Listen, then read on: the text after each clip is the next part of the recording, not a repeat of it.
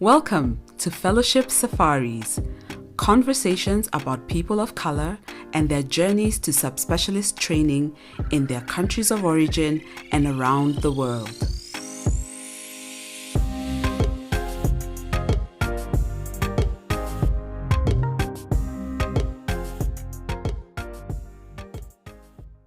Hi everyone, and welcome to Fellowship Safaris. I am really excited for our next guest. I think one of the things that has been really strongly spoken about by most of the people who went through the fellowship experience is mental health. And so I thought this was really important to be able to have a conversation with someone who has had a very lasting and huge impact on mental health, especially for fellows and those who are in transition. But I don't want to get ahead of myself. I'll let my guest introduce himself and his professional qualifications. Thank you, Njeri. My name is Chris Trevelyan, and I am a social worker, a Master of Social Work in Toronto, Canada. And I have been working with medical trainees and fellows for a number of years in my capacity as a psychotherapist and educator. And I am also a senior psychoanalytic candidate at the Toronto Institute for Contemporary Psychoanalysis. Wow, that's really amazing to hear, Chris. I didn't even know the full breadth of all your professional qualifications, and I think that's really exciting to hear about. Jumping right into it, how did you come about working with fellows in various programs and in transition?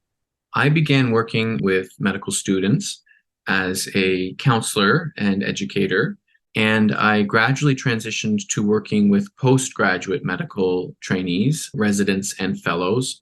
And in that capacity, I met with residents and fellows in therapy as a psychotherapist, but I also ran workshops and facilitated support groups for residents and fellows in the different programs.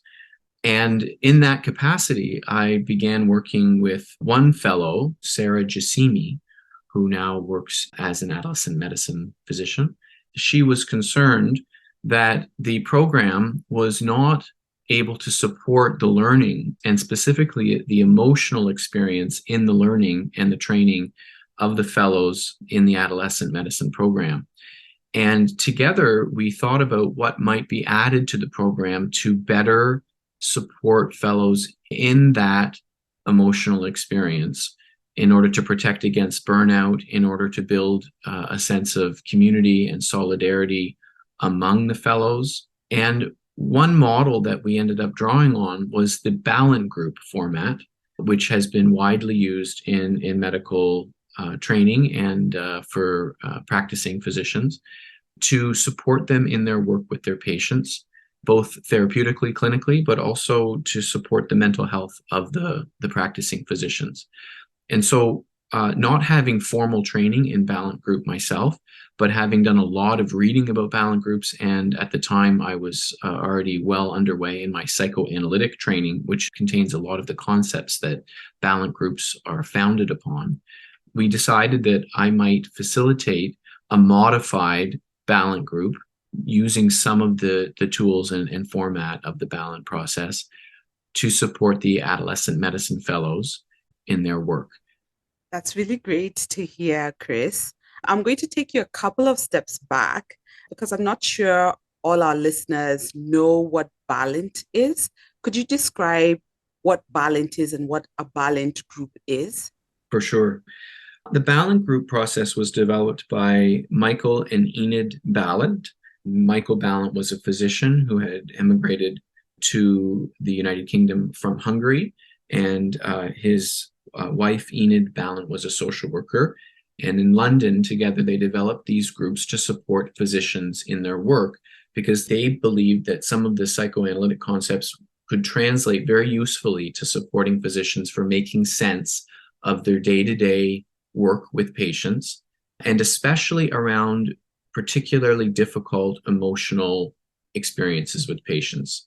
They wanted to provide a space and a format for physicians to be able to support one another in a facilitated process to look at the underlying emotional experience of their work, not only to protect them against burnout and fatigue and compassion fatigue specifically, but also because they believed that the emotional experience of the physicians could be very useful guides for understanding patients better and for working more therapeutically with patients.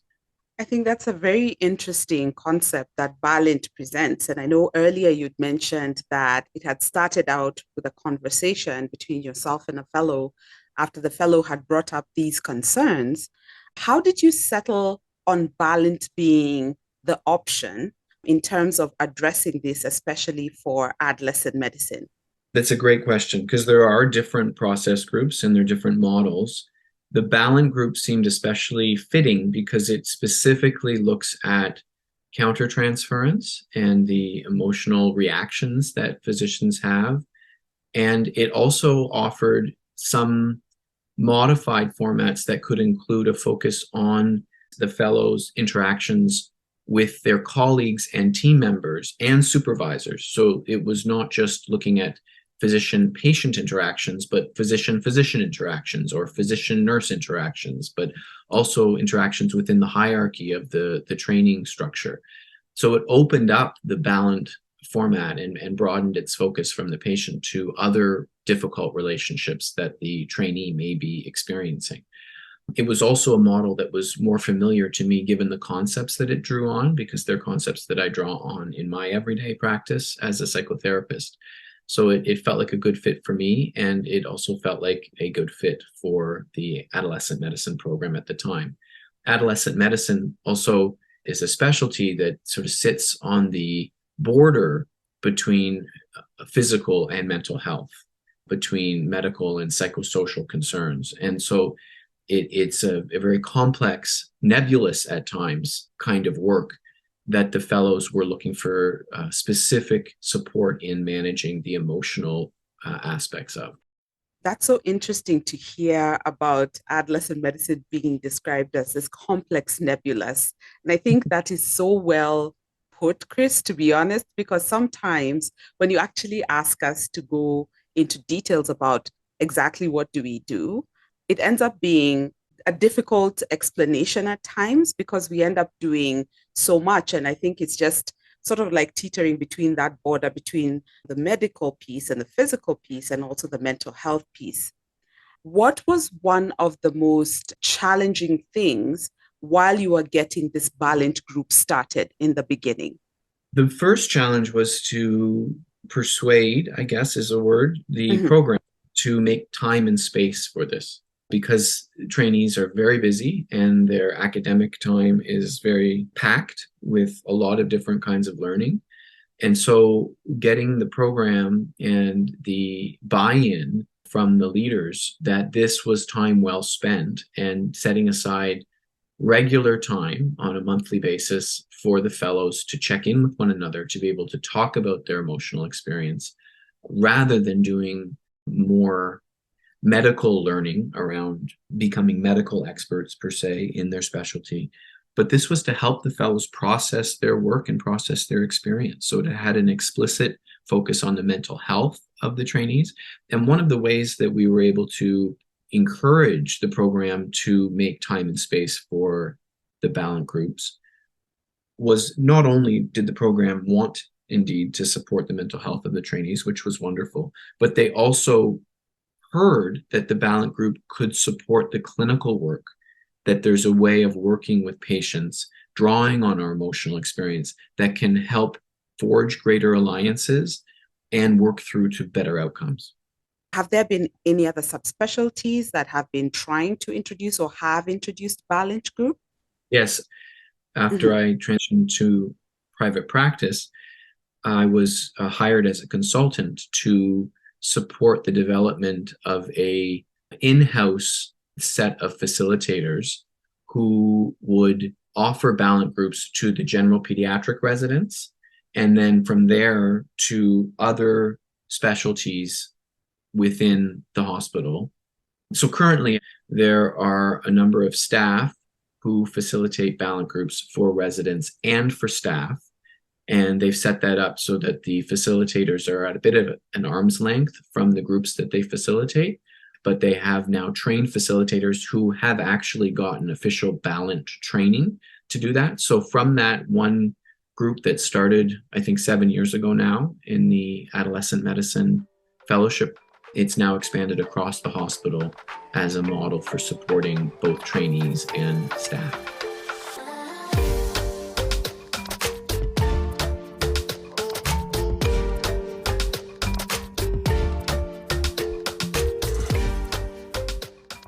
What were some of the common themes that would come up amongst fellows during their fellowship experience when they'd come to Balint Group?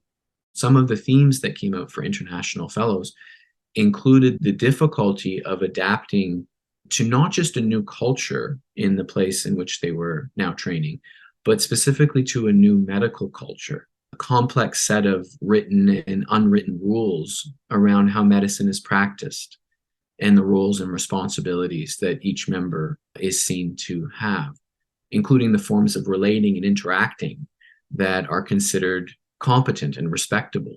And most of these are not taught in any explicit way and have to be gradually intuited by the international fellow in their day-to-day work, which can be a very disorienting process. It's a kind of culture shock within a culture shock. There's the culture shock of being in a new place, but then there's the culture shock of being within a very different, sometimes subtly different medical culture in which they have to quickly hit the ground running and try to figure out how to adapt to. Within that, many international fellows would also talk about the abrupt shift downward in their sense of autonomy and power. Many international fellows are coming into their fellowship from positions of independent practice or having had positions of leadership. And they're moving into trainee roles, often with very steep hierarchies within the training structure. So it can feel like a regression to an earlier developmental stage.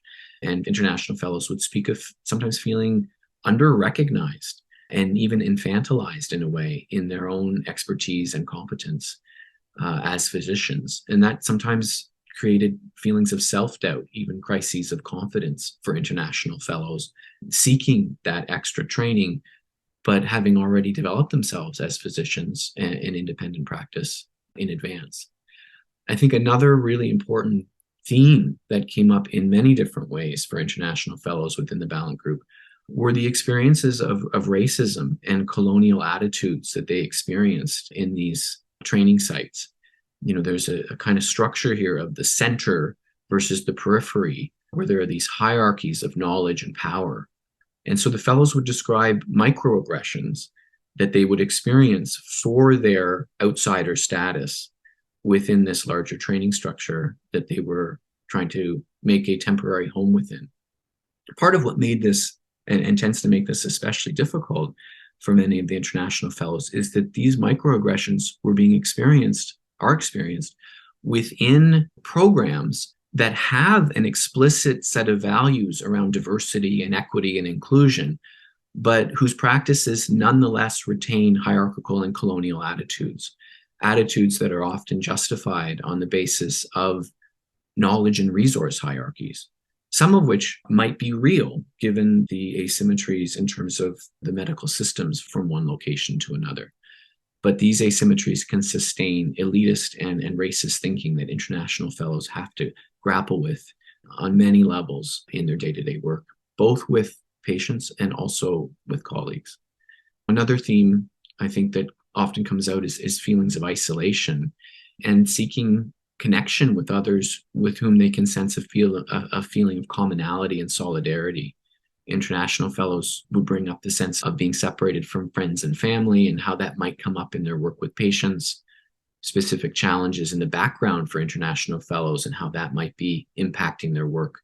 International fellows who have brought their family with them, for example, and have had to navigate the overlapping cultural adaptations of their family members in addition to their own efforts to adapt to that new context. A final theme I wanted to add was that many international fellows, especially toward their end of their fellowship, are carrying concerns about how they will transition back to their home practice contexts. That is not always a smooth and easy process. I think it's helpful to hear about all these themes because as you mentioned them, I have this sense of familiarity because I have experienced from each of these themes at different points in my postgraduate and fellowship training. And I'm just wondering, what were some of the ways or processes that you used when these themes came up for various fellows? What were some practical ways to be able to address some of these systemic, issues that they'd come into contact with and some things that might not necessarily change? I think one of the main things that the Balint group process offers is the experience of mutual recognition and mutual support, and the sense that other fellows would be able to empathize with and support the case presenter or whoever was sharing their experience. And if the space was safe enough, then many of these difficult experiences could be discussed as a group, and the international fellows could support one another, and there could be a space where they might be able to teach fellows who were not international, fellows who may not be experiencing some of the same microaggressions in the training environment, about what that was like for the international fellows. So there was this process of building up a sense of each other's experience over time in the training environment and in the interactions. And that went a long way towards supporting the mental health of the fellows in that day-to-day experience. From that, though, sometimes there were points of feedback and actionable items that could flow from the group discussion, where feedback might be offered to some of the leadership about a particularly disturbing interaction or experience that one of the fellows had had.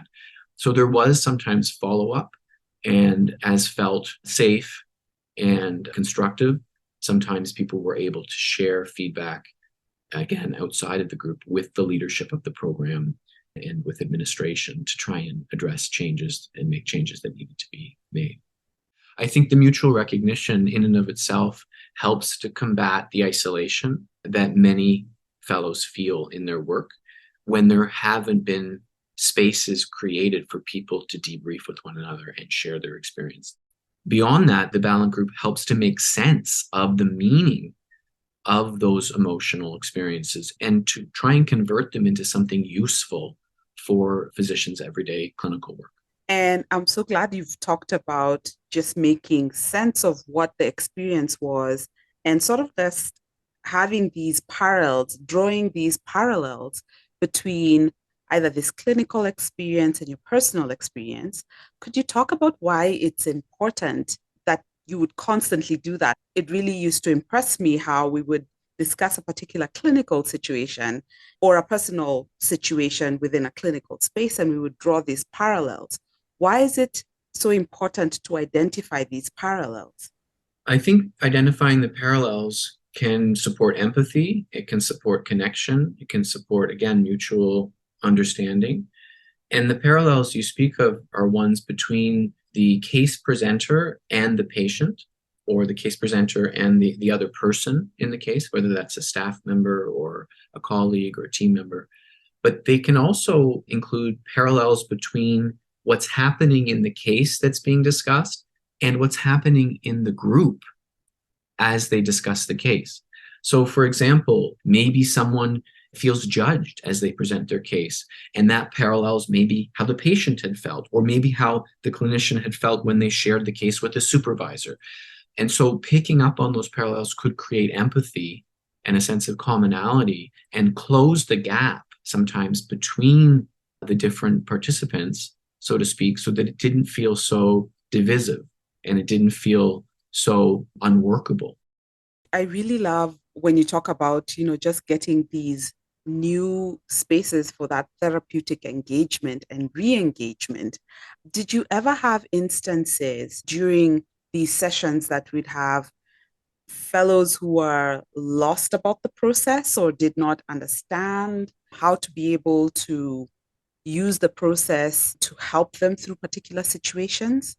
Yes, I think it took some time for many fellows to find their feet in this kind of a discussion and this kind of group process. especially because many trainees from all sorts of different contexts have not had much support in discussing their emotional experience in their work. We know that in many medical cultures around the world, emotional experiences to be kept personal and to not be expressed and explored within the work environment or in the training environment. So being able to kind of settle into that and get one's feet wet, so to speak, over time and wade into it is really important. And the way that the adolescent medicine program works is because it's a 2-year fellowship, there would always be some more seasoned people in the group, so to speak, who could offer leadership and modeling about how to engage in that kind of a process and kind of give a scaffolding for those who were finding their way. It's helpful to hear that there were other people who are unsettled because I remember my very first Balint group, I was so uncomfortable because the minute I realized we have to talk about our feelings, I wanted to bolt immediately. And I think what made it even more challenging was that we did most of our Balint virtually. I don't think we ever did it like in person. So it was the challenge of, oh, suddenly we have to talk about how we felt in a clinical experience and how that made us feel, and doing this with a virtual interface, which felt sometimes emotionally and like cognitively overwhelming.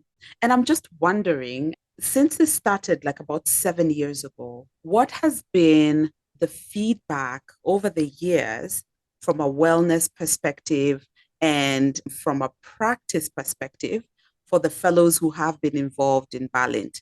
And I guess this coming from maybe the division giving feedback or, certain teachers and facilitators giving feedback about fellows.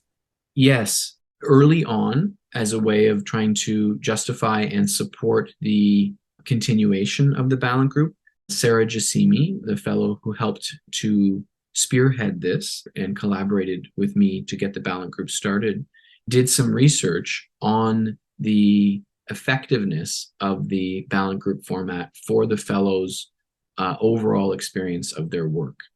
And what it highlighted was the fact that the Balint group was felt to have supported the connection between the fellows and the sense of mutual support. It was seen as supporting people's day-to-day navigation and enjoyment of their work, which I think is a critical piece to emphasize, is that actually leaning into the emotional experience of the day-to-day work enhanced people's joy in their work and the meaning they drew from their day-to-day work. So that was borne out in the qualitative study, but it's also been borne out in the anecdotal accounts that I hear from the fellows on a consistent basis, and I know that they feed back to the program. When I transitioned to private practice, there was a request for funding because previously when this started, I was actually housed within the university and so was able to get the program started without having to pay for that. But since I've moved to private practice, they've gotten the funding to continue the program, and they've secured the funding on the basis of the leadership's recognition of just how much of a difference this makes, both in and of itself, but also as a support for that wider culture of connectivity and empathy and valuing the mental health and the day-to-day experience of the trainees. I think it's so powerful when you talk about enhancing joy and enhancing the satisfaction that you get from working. On a personal note, for you, Chris, why is it important for you to be involved in that process, for fellows to be able to find these pockets and spaces that enhance their joy and enhance joy in their work? Why is this so important for you? Well, I think as a clinician, as a psychotherapist, I work closely with people. And so I'm familiar in my own life with the challenge of sustaining my energy and sustaining my engagement in that close work and in those relationships. And I found in my own work that actually having spaces to process and elaborate my own emotional experience has added to the vitality of my work and supported the therapeutic, I think, potential of that work. And so in my capacity as a psychotherapist, working with so many physicians and hearing about the challenges they face in sustaining themselves, in the amount of work that they must do, and the stories they hear, and the complexity of the decisions they must make, seeing the challenges that physicians face with their own emotional life as physicians encouraged me to want to facilitate a process for them to make use of and value that emotional experience in order to bring their practice more to life and to combat burnout. I think that burnout more often comes from trying to check out and move away from the emotion as opposed to leaning in. I think it's the combination of valuing emotion and leaning into emotion with a collective culture and a collective focus on debriefing and metabolizing emotional experience, normalizing emotional experience.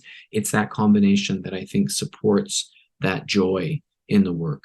And I think that's true across different specialties. I think that's true for all physicians and for all clinicians. No, it's so helpful to hear you say that, because I think in another conversation, I've actually heard you say that clinicians also deserve to be cared for. And I really appreciate you being able to expound more on that.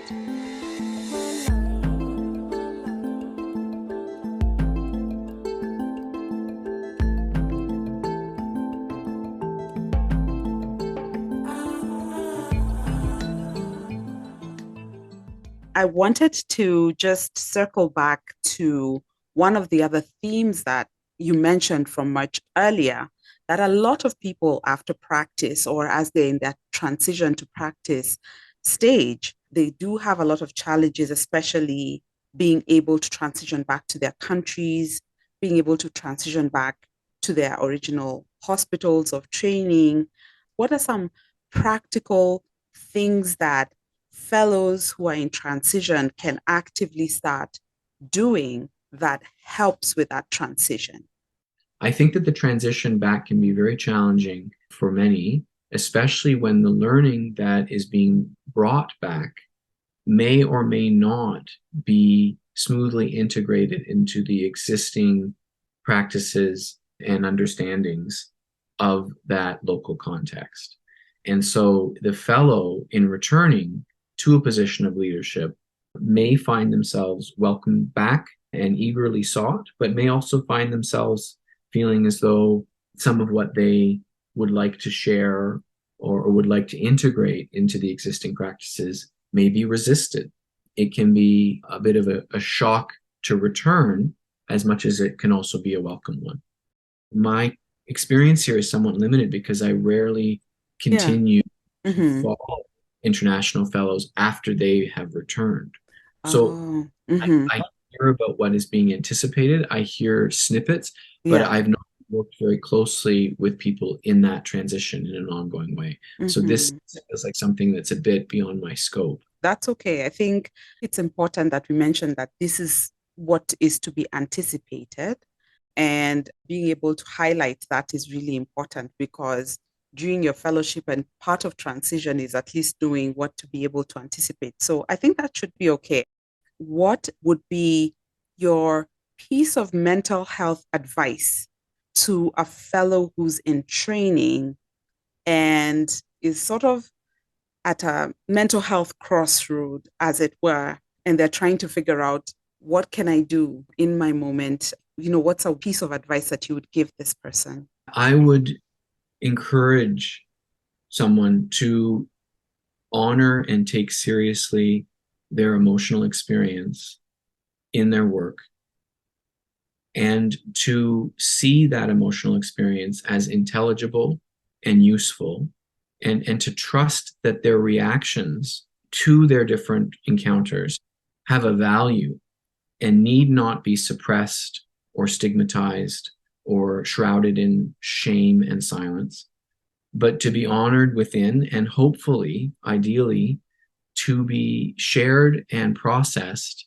in safe spaces with people who share those experiences in their own way and can help to make sense of those experiences, ideally within your fellowship team, and hopefully to, in some ways, be able to support that culture for one's colleagues as well, in which these emotional experiences are treated as valuable and as non-shameful parts of one's medical life.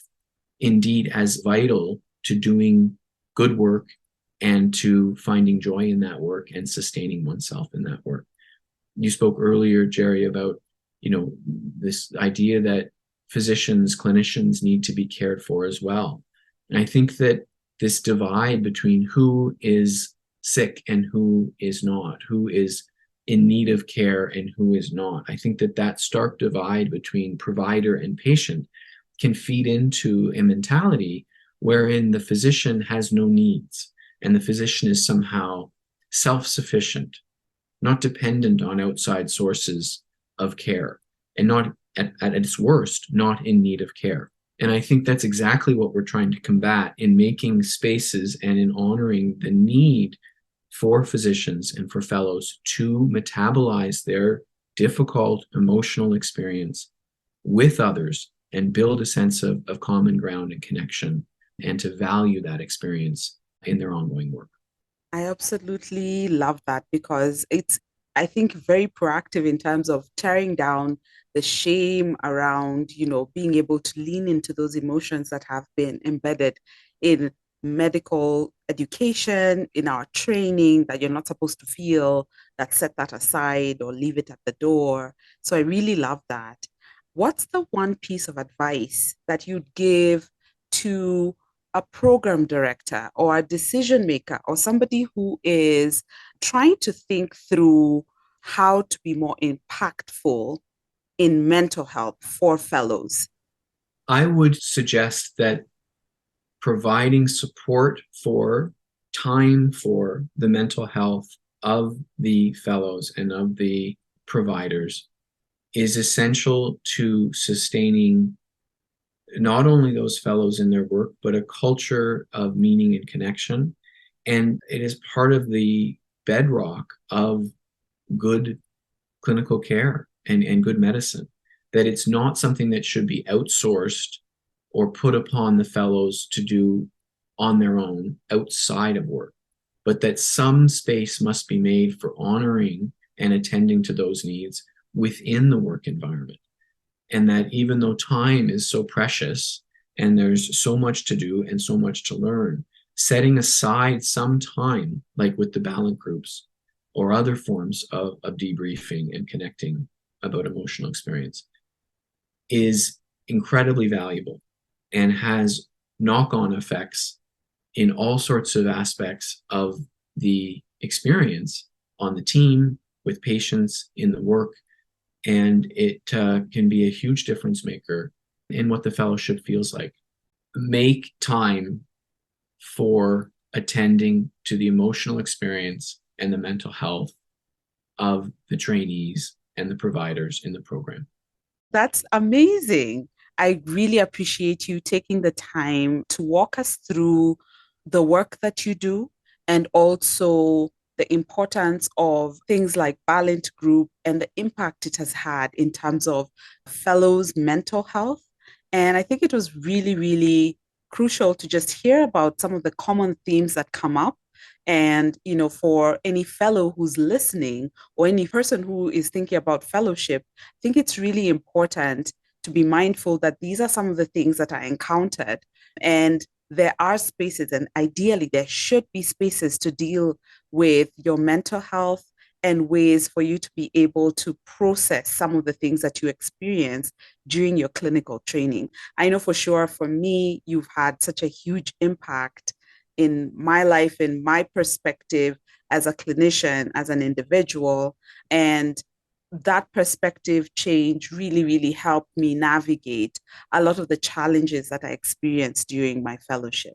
Well, it means a lot for me to hear you say that, Njeri. It has been an incredible privilege for me to work with you and learn from you, and not only in your time as a fellow, but since, and in this opportunity to talk with you about some of these important themes in medical education. I think it's really wonderful, Njeri, that you are doing this podcast for so many people to support them in their experience and in their training.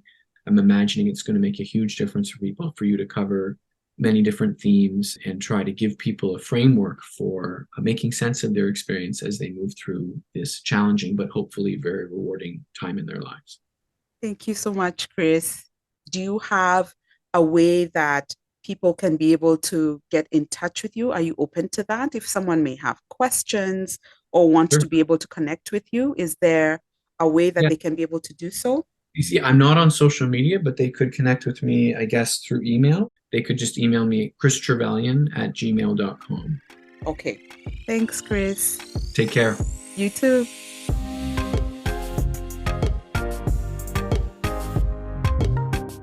I'm so glad you stayed tuned. Please get the word out and share it with at least 3 people. Make this episode like a chain letter. Share it, share it, share it. Come back for the next leg of our safari, where we'll be talking about whatever you choose to do in life, there'll be an easy way and a hard way. Select what you want it to be. I don't think there's any easier paths in life. Don't settle for the path of least resistance.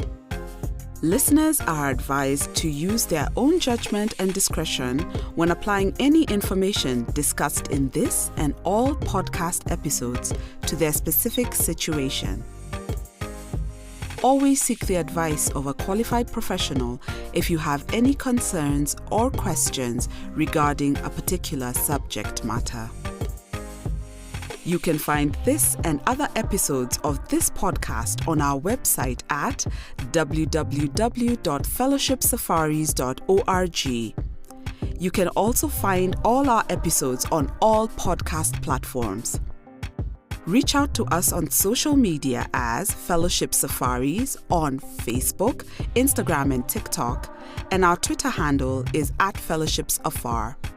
You could also send us an email on fellowshipsafaris@gmail.com. We look forward to hearing from you and interacting with what you have to say about the Fellowship Safaris podcast. It takes a village to make this podcast. The executive producer and original music is done by Mokavi Maweu. The sound engineer is Tevin Sudi with thanks to AQ Studios. Graphic design was done by Benjamin Mboya. We would like to give a special shout out to Josephine Karianjahe and Melissa Mbogwa of Africa Podfest. All rights reserved by Dr. Njeri Karianjahe and the Fellowship Safaris podcast.